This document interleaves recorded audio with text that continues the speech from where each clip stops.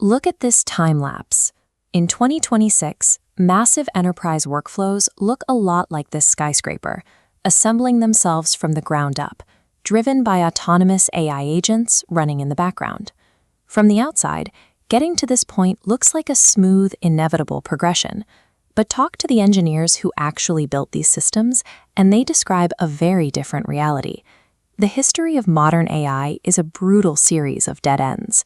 Progress over the last 14 years happened because developers smashed into a specific, paralyzing wall and had to invent a different way to move forward. Every time a team climbed over one wall, they immediately found a trapdoor. Defeating one technical limitation instantly exposed the next one lurking right underneath. To understand how we reached autonomous agents, we have to look away from the successes. We need to examine the exact moments the machine broke down and how we engineered our way out. In 2012, that first wall was the feature bottleneck.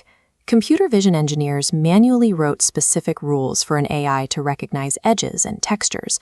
Progress was slow, and the results were extremely narrow.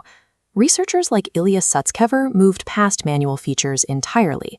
Instead of hand-coding rules, they fed raw pixels directly into deep neural networks and used massive compute to let the system discover what mattered on its own. The system could finally see. But as soon as it did, it hit the sequence bottleneck. Recurrent networks process text one word at a time, compressing everything into a tiny hidden state. If the sentence was simply too long, the model would completely forget the beginning by the time it reached the end.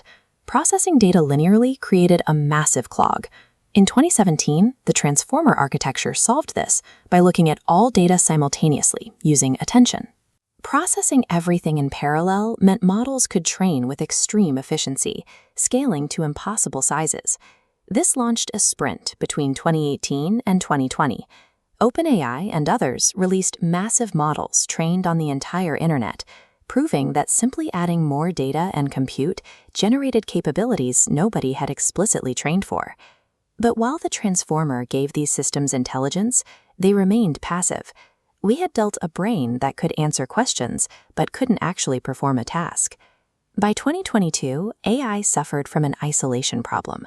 Models lived in a closed loop, generating text purely from past training data. Reinforcement learning from human feedback and tool use allowed the AI to reach outside its own weights, to surf the web, run code, and orchestrate actions in the real world. But even with tools and intelligence, we hit a hidden wall: amnesia. These systems were episodic. You asked a model something, it tried, and then forgot. Every session reset from scratch, requiring a human to constantly babysit the process. In 2025, the bottleneck wasn't the model anymore, but the lack of an orchestration layer, giving rise to harness engineering. Systems like OpenClaw wrapped the model in sub-agent isolation, granting persistent memory to check errors, recover from failures, and run continuous autonomous loops. Harness engineering shifted AI from a lab curiosity that answered questions into a production-ready worker that finishes the job. In 2026, systems like Claude Code and Claude Design dominate enterprise contracts. Businesses choose them because their harness architecture makes them reliable enough to depend on. In 14 years, the industry moved vision, speech, reasoning, and memory from the impossible column to the engineered column. We have reached a point where the core technical questions regarding a machine's ability to act have been largely addressed by the harness model. The focus has now moved away from the internal machinery and toward how that machinery integrates into human workflows. Now that the intelligence is functional and persistent, the work is centered on making that intelligence serve the humans relying on it.